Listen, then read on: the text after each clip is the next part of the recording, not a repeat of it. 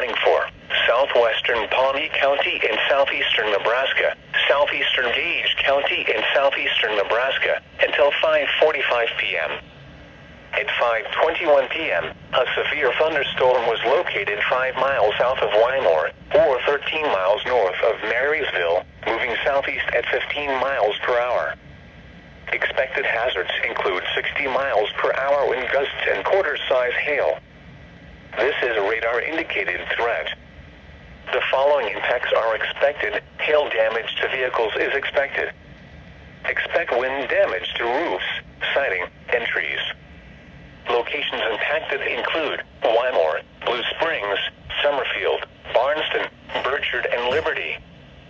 For your protection, move to an interior room on the lowest floor of a building. Repeating, a severe thunderstorm warning has been issued until 5:45 p.m. for the following counties in Nebraska: Gage and Pawnee.